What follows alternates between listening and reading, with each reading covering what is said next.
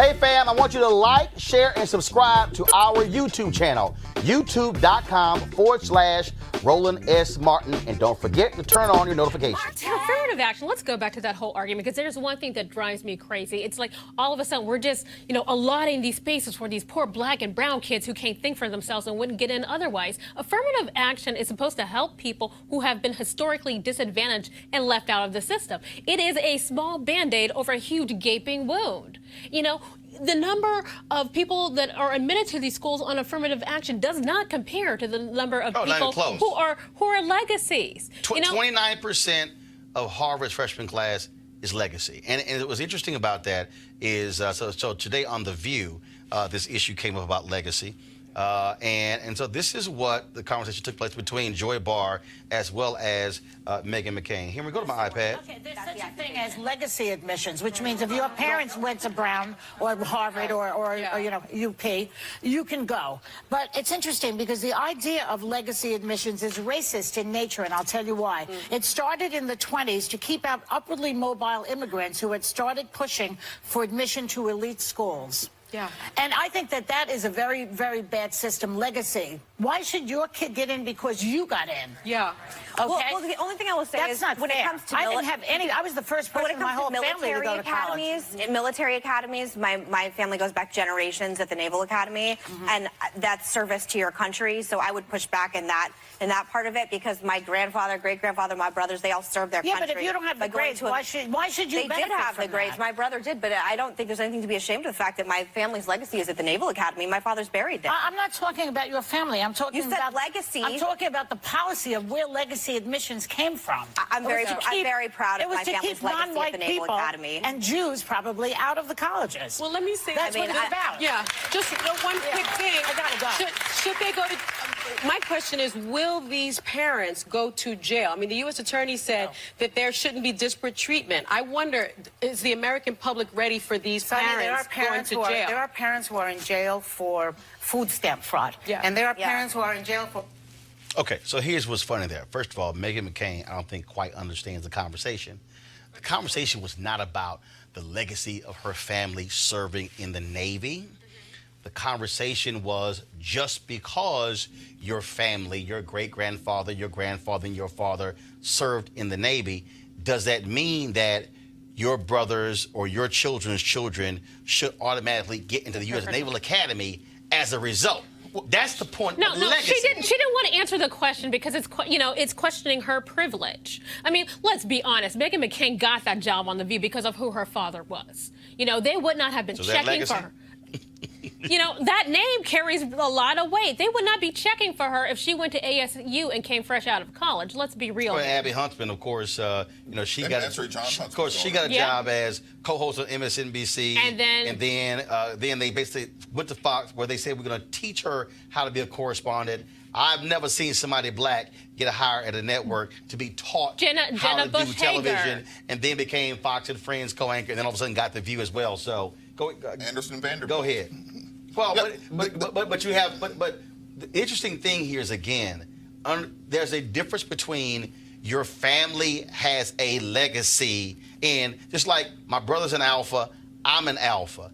That's not a guarantee that my nephew is going to get in, because if he doesn't have the grade point average, you ain't getting in. Look, there's nothing more hilarious in that clip than this white, blonde-haired woman completely misunderstanding the entire conversation. She is so enrobed in legacy, so enrobed in privilege, she doesn't understand when she says, well, my family goes back generations at the Naval Academy. That's the exact idea we're talking about. Your parents, your brothers, your grandfather probably all got in because one person 150 years ago got in and paved the way for everyone else. And guess what? 150 years ago, when your great-grandfather, whoever got into the Naval Academy, we weren't allowed in because we were still property. Yeah. So that's the entire concept around it. Which means, Meghan, my great-grandfather, okay? So I don't have the opportunity for my great-grandfather to be able to be a legacy because he couldn't go. Exactly. See, and that's the thing. And then you have to be twice as good to get in because you didn't have that legacy connection. And that's the thing they don't quite understand. And that's why this whole thing is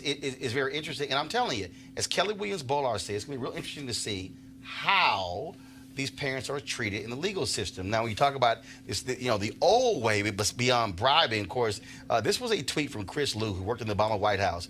He said, former school official on Kushner getting into Harvard, quote, his GPA didn't warrant it. His SAT scores didn't warrant it. We thought for sure there was no way this was going to happen. Then lo and behold, Jared was accepted. His dad donated $2.5 million.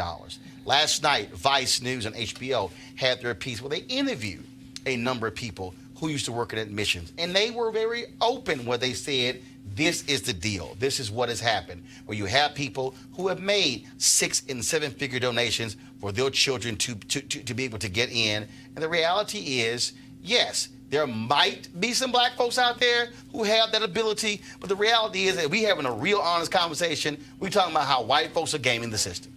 Part of this reinforces this thing that I always push on, which is that we have to stop seeking other people's validation. We have to stop thinking that just because you have a Harvard next to your name, you have a Yale next to your name, that makes you better than somebody who has Now, here's the deal. I agree. No, Rob, here's the piece. But it does open doors. But here's the piece. I agree with that.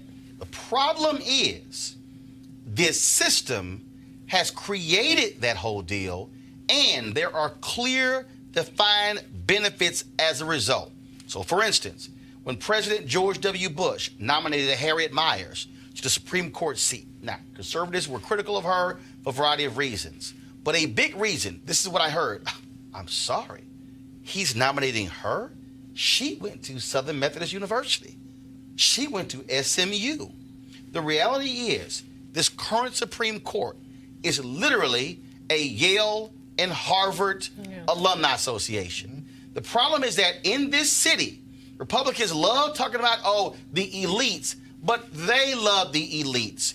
If you go to Harvard, Yale, Princeton, Dartmouth, Columbia, Brown, Cornell, the Ivy Leagues, that's, the creme de la creme. Now, it might extend to Stanford University, okay? Rice is considered the Harvard of the South, but this system buys into it. And so the reason you have all these people who, look at the reaction that we give the videos when these black kids all of a sudden are waiting to see where they're going to get in. And then all of a sudden they get into Harvard and the room erupts and folks go crazy and it gets thousands upon thousands of views.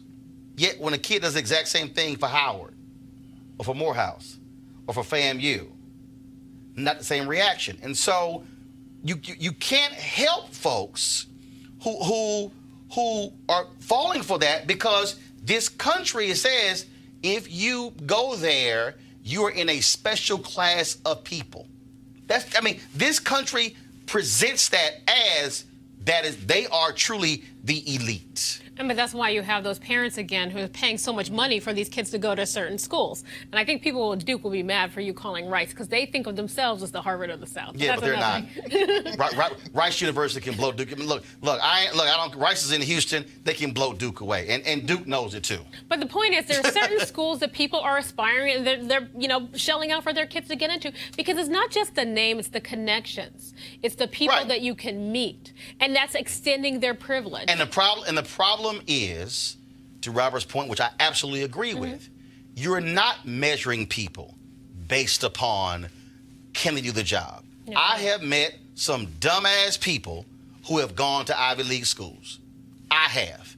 And the reality is, you really want a system. But unfortunately, we know in this town, in New York as well, if you go to those places, you have a leg up on anyone else, because those institutions also promote that. There's a reason why Harvard and Yale has the two top universities in the country with the highest endowment. Yeah. Because you go there, they're going to usher you into those jobs. I was reading a piece in Vanity Fair about all of the comedy writers who are in Hollywood. And I guess is it Hasty Puddings? I guess whatever the magazine in Harvard. So basically, essentially, Hasty Puddings is basically the internship to get on all of these major writing positions in Hollywood. And so forget the fact that you might know comedy elsewhere. It's, you worked on Hasty Puddings, guaranteed job. So what happens? These are the people who become writers on comedy shows. and then in movies. And so all of a sudden, these are the people who all of a sudden are earning millions and millions of dollars. And so it becomes this little gateway, and that's how, unfortunately, how the system works. And you may be a great talent who went to TSU or University of Houston, and you're trying to get in, but you didn't go to Harvard. But the thing is, this is not a meritocracy. Like, let's stop this pretense. It's not a meritocracy. It's not necessarily. When I grew up, my parents grew up in Jim Crow, Mississippi. My mama used to always tell me, you got to work twice as hard to be seen just as good. And I actually took that to heart, and I actually believed it. And I worked my butt off to get into college, to graduate from college, to get a scholarship, to do all this. And then I come to find out, oh, wait, the girl next to me sitting, her dad is a famous photographer. She has, I went to one of those schools you named, you know, she has New York Times following her around on campus and talking about her life. And I said, but girlfriend's coming to me for helps in my notes because she doesn't understand. But the thing is, this is not a meritocracy, and that's one thing we've got to be like flat out honest about. Go ahead, Robert. Go ahead. Well, I think my Aunt Annie had a saying about this. She died when she was 106. She went to Tuskegee Institute, New Booker T. Washington. She said the only way to change it is to change it. And until we put ourselves in that mindset of understanding that we can build our institutions to be exactly the same, we can give the same leg up to people at Howard and Clark and Spelman and Morehouse as they did. We can open those doors for people behind us. That's how they create that pipeline. But it's not. But here's the piece. I think that people watching need to understand this. It's not just the creation of the institution. What it means is that when you get in a position of authority, you cannot conform to their standard. And you got to reach that was one of the, look, I said it. Think about it. When is the last non-Ivy League Supreme Court justice we've had? My deal is, expand that. Go beyond where that's now the gold standard. And so the thing is, when we get in positions of power, you've got to have people say, no. We're going to recruit the HBCUs. No, we're going to pull from here. I'm not going to fall into the deal. My biggest thing in television, I say Jeff Zucker, 25 years old, became executive producer of the Today Show. And when you look at all these other different people, I mean, I read these stories, and so-and-so was 29 years old and all of a sudden became executive vice president of this, that, and the other, and bureau chief or whatever. And I always go, where are black people? Where are 29-year-old? Because you can't convince me that you don't have black people who are brilliant at 23 and 24. But the reality is, you go to these places, and here's the other piece, black parents can't afford to have their kids go intern somewhere for free, paying their rent. And so what happens is, we then are frozen out of that ecosystem. And so that's why, now you say it all the time, I go to deadline.com every single day, and I look at who got promoted.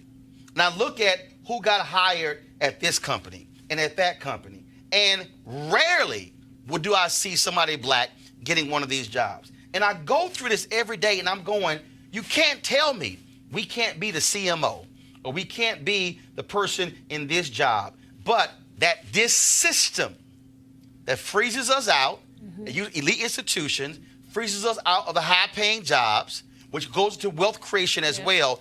That entire system is how we are frozen out of all of these positions of influence and power, whether it's Wall Street, whether it's hedge funds, whether it's politics, whether it's Silicon Valley. That is the American system that was designed to keep black folks out. And that's exactly how this thing is being played. So I can't wait to see who may possibly go to jail on this one. All right, folks, back to our Roland Martin Unfiltered video in just one moment. All right, folks, calling all HBCU alumni, students, and leaders into the Ford Motor Company HBCU Mobility Challenge and win $25,000 for your school. Building on their long-term support of HBCUs, Ford is looking to improve mobility in HBCU communities through innovative solutions. The winning program will receive a grant of up to $25,000 to implement their proposal. The deadline to apply is March 31st, 2019. Go to FGB.Life for more information and to apply. Remember, Ford goes further in our community. Now back to your Roland Martin Unfiltered video.